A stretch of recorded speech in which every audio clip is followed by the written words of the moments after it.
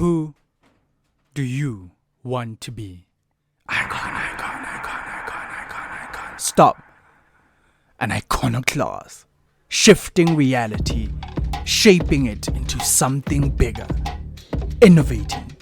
Breaking the rules. Oh, I dare you. I dare you to increase the standard.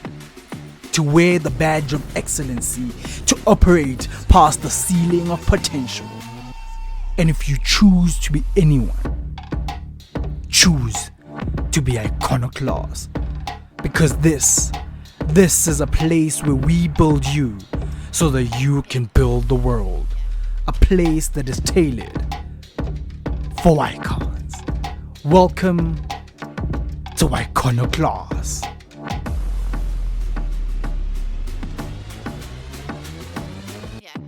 Sending shoutouts where shoutouts are due. My name is Chidi Amadi-Ahaneku, the head of the Amadi-Ahaneku clan, and this is Iconoclast, the podcast that is tailored for icons. Welcome to episode 3 of season 3 of the podcast. I just like how that sounds. I have to say I'm quite happy to be here. For many reasons, but mostly because the past week has been so demanding of me. I've had to wake up at 4 a.m. every day, which has now turned to 2 a.m. every day because of all the workload that I have to cover. Then you also have consultations, mentorship, just trying to stay afloat, really, and closing deals as well. So this time that I have to record is one of the few moments where I can actually just sit down and relax and just get to express how I feel, express what's happening in this head, because I don't get the chance a lot. So I'm very grateful of having to sit down and being able to speak and being able to share my ideas, share these philosophies, and just get to actually think, So this week, what I want us to talk about is very interesting. In fact, I think it has to be one of the most interesting podcasts I have, or not really podcast episodes, but one of the most interesting research processes that I went through, right? I won't tell you about it. But yeah, so this week I am writing a book. Well, I am writing a book, but this week, the chapter that I'm focusing on is titled Struggle and Sacrifice. So while I'm doing my research on struggle and sacrifice, I bump into such a interesting story. A story that is of Greek origin, and it was used by a philosopher called Albert Camus. He used the story to help us understand the absurdity of life. And the story goes as follows. There was a man. He was a very great man. And he was the king of the place we now call Corinth. His name was Sisyphus. So Sisyphus had a desire. His desire was to make sure that the world understood that he was a powerful king. He wanted the world to know that he was ruthless. He wanted the world to know that he was not to be messed with. So what Sisyphus did was violate. He violated one of the most sacred rules to Zeus, the Lord of Thunder. And this rule was to take care of all the individuals that passed by his country. However, Sisyphus intended to prove his sovereignty. So what he did was made sure that they were killed. He ordered that each and every passenger that passed was killed. And that's one version of the story. And the second version is as follows. When Sisyphus was reaching his last days, he sat his wife down and he told her in detail how he wants to be treated when he died. He elaborated, told her about where to put his body, not to bury him, but instead to take his body and put it in the middle of the city, in the middle of his city, as the king. Time went by and Sisyphus died. When he got to the underworld and met the god of the underworld, Hades, in some way that is not explained to us, he convinced Hades to let him go back to life, and go torture his wife for not listening, for not understanding, for not following his instructions to the T. For some reason, Hades allowed him to go back out, to come back to life, and to torture his wife, and he did. The deal with Hades was that after he goes into the world and do what he was so determined to do, he was supposed to come back to the underworld and spend eternity as should. But he didn't. Sisyphus decided that he will not go back to the underworld. He will break the deal he had with Hades.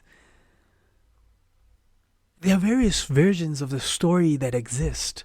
Many that tell us the story of why Sisyphus was such a bad man.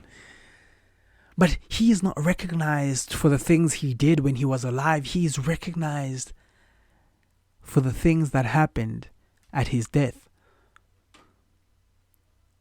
At his death, after refusing to go back to Hades, what happened was that the gods decided that no, Sisyphus must be punished.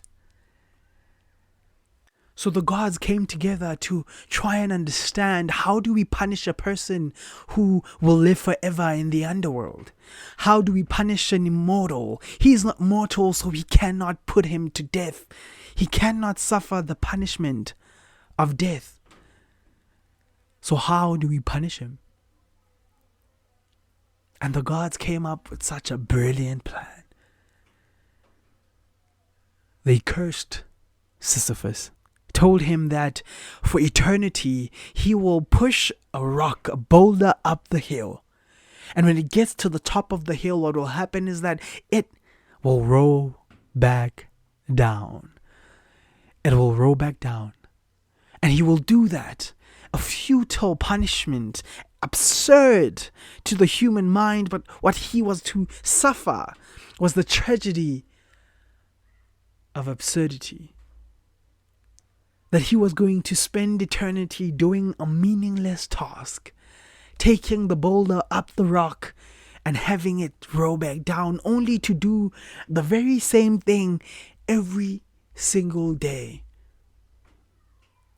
Every single moment dedicated to this futile, this mundane task. And that was his punishment. So when I was reading the story, very interesting story, it captivated me. But what captivated me more was the reason Camus was using it. Camus believed, with influence of various existentialists, especially Friedrich Nietzsche, that life is essentially meaningless, even though human beings try to give it meaning through things such as order and law. Essentially and inherently it remains meaningless. He likens us to Sisyphus, saying that we and in our lives are individuals who are just doing the same things. We are pushing the rock up the hill only for it to roll back down. He says that we are born, we grow, we wake up, and we work only to have our fate be death. We push the rock up only for it to come back down.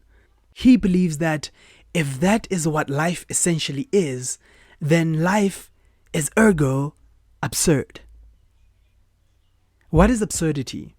Absurdity is the futility of searching for meaning in a world that has no meaning, or where the meaning of the world is inherently incomprehensible. That is what absurdity is. I'm sure we could all come to the conclusion that what Sisyphus is going through is actually quite horrible. A tragedy. A definite tragedy. Right? And we cannot possibly, in any way whatsoever, within this punishment, to even be happy or even think of happiness. Because who wants to do this? Imagine having to take each and every day of your life, pushing a boulder up and having it come back down, and there is no safety net of death. He is hurt, he gets healed, and he has to push it up, but he still doesn't die. Imagine how gruesome an experience that is. So we cannot expect him to think about happiness. Camus then sets down the premise that when Sisyphus is at the top of the hill, when he is at the point where the boulder is rolling back down, where he's free from labor, that is when he is most aware. And he's aware of two things. Firstly, he's aware of the futility of the mundane task that he has to do. But he's also conscious of the futility of his fate.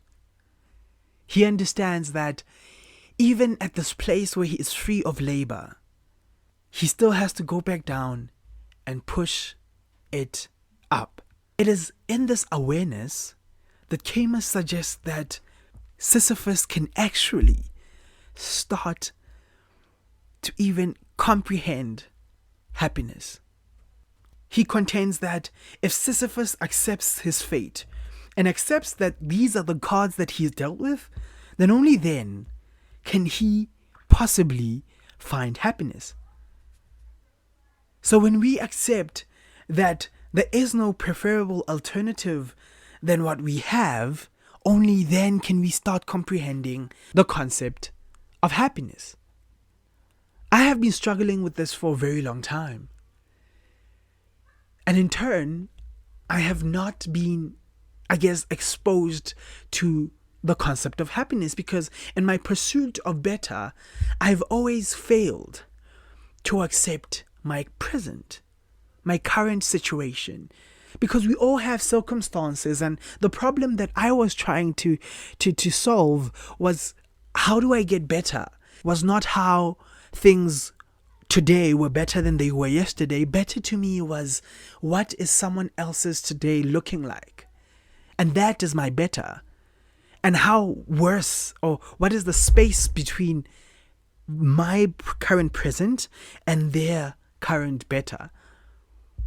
And there I failed to find happiness.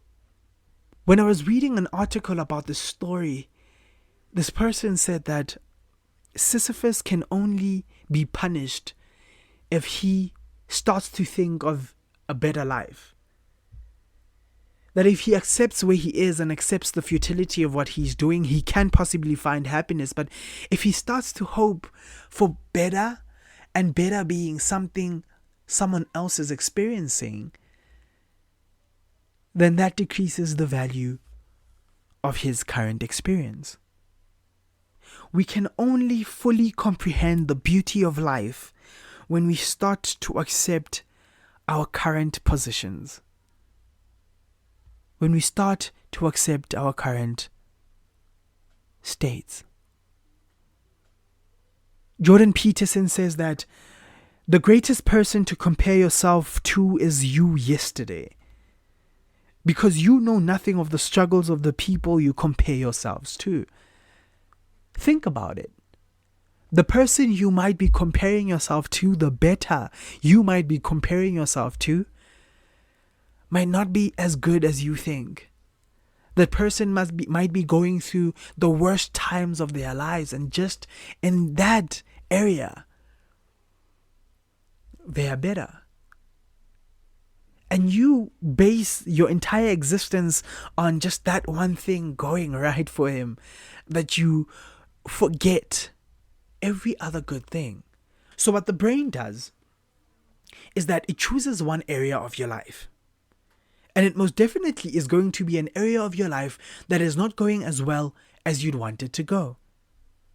And then what it does is that it cuts out each and every other part of your life that is going well and uses this one area of your life, compares it to another person who is at a different place in their life, but has the same area that is better than yours. And then starts to compare these two areas. Outside of any other factor.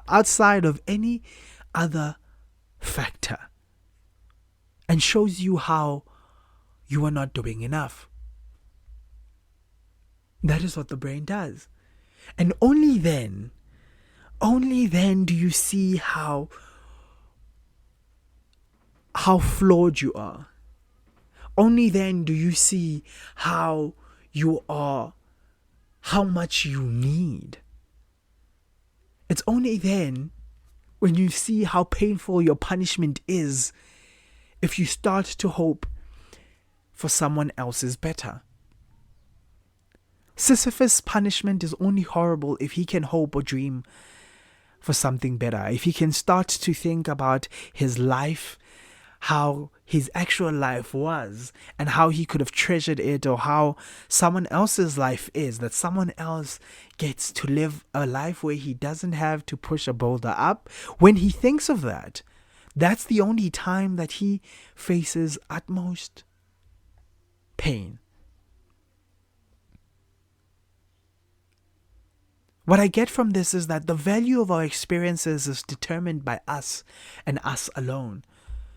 The value of how good we are, or the value that we put to the paths we chart, are determined by us and us alone. We all have our own paths. We all are moving in our own lane. Now, I know I've been speaking about happiness, but happiness is not the point of this podcast. What the point of this podcast is that only if you start comparing yourself to someone else do you see how badly you are doing. How about we start comparing ourselves to who we were yesterday? How we can be better. How we can be content with the fact that at least I improved 1%. But the point is that I improved. That we accept that our lives are our lives alone. And we don't have to compare to anyone else's. We all have our circumstances. We all have our problems. And we never even understand the problems of the people we compare ourselves to. Imagine if we could see our lives for what they are. That when we push our rocks, we can imagine them to be the most beautiful things ever. What's interesting is that when Camus ends his writing, he ends it with the phrase, "We must imagine Camus as happy." We must imagine Camus as happy. Because at some point, only when Camus started to accept his fate, accept his current circumstance, can he be happy. It is only when we accept that even though we improved by 1%, the point is that we improved. Only then, when we understand this, when we get to a point where we do what we must, with everything that we have without comparing ourselves to anyone else, only then will we understand that pushing our rock will mediate the struggles of living by substituting it with the fulfillment of living well. We have to understand that it is essentially an all-in game. It ends with your death. So why don't you push that rock as well as you can? If those are the cards that you're dealt with, then why don't you ensure that you live a life to your fullest? A life where you accept it with no reservations, where you don't compare yourself to anyone else's life. Only then can we contribute to the world. where we triumph the futility of our existence to the point where we can make another person's existence better, that happens only when we stop looking at other people's lives, but looking at our own and doing it well. My mother says that every reason you have is valid, but be careful not to be a prisoner to your excuses. Many people will make other people's better an excuse not to push their rock. Then pushing the rock, instead of becoming a fulfilling, beautiful experience, it becomes punishment. They stop doing it well and they just struggle to take it up. And when it comes back down, they are not aware of their fate. They are not aware of the futility of it. What they are aware of is someone else's better. And then they are left unfulfilled. You know, what I've realized in my research for my book and this chapter is that human beings, at their most basic sense, want to just do nothing, sleep, procreate, drink, and repeat. In our basic sense, that's what humans want to do. To do nothing else but to be subject to our hedonistic desires. That's all we want in our basic sense. But sometimes there comes a couple of people who Steve Jobs would consider crazy enough to think they can change the world. And they leave their comfortability and go into the forest. They go and seek adventure. And what I've realized is that usually they think that seeking adventure is a personal decision. They think that it's about them. It's selfish. But if you study most of the individuals that have left their comfortability and searched for something bigger, you start to realize that ultimately their goal has always been changing the world, the betterment of a community, whether it's the betterment of their families, whether it's the betterment of the world in general, or just their town, their city, their country, a community. In whatever construct, their aim has always been contributing to the community. Now, the misconception that has come is that the reward of that is fulfillment. But that is not the reward of it. The reward of going out into the world, away from your comforts, going into the forest, going into the adventure, is the betterment of the community. And what keeps you going, what keeps you pushing, is fulfillment. Fulfillment is not the reward. You don't do that so that you can feel fulfilled. No, you do that because the reward is the betterment of society. Fulfillment just acts as the sustaining factor to your pursuits. That's what fulfillment becomes. And when you push your rock up the hill, the point is to make someone's life better, to make someone else's existence better. And that's the reward. But what keeps you going is the fulfillment. So the more you refrain from looking at other people and what they're doing, and the more you look at yourself and what you are doing, only then can you start to be pushed by this mechanism of fulfillment. Only then can you be the most beneficial and most effective to your purpose. As I said, this podcast is not only about showing you where your happiness is. This podcast is essentially about reminding you that you have a path to chart. And that path is unlike any other. So stop looking outside to find out what your better is, when your better is you today, because you pushed to be better than yesterday.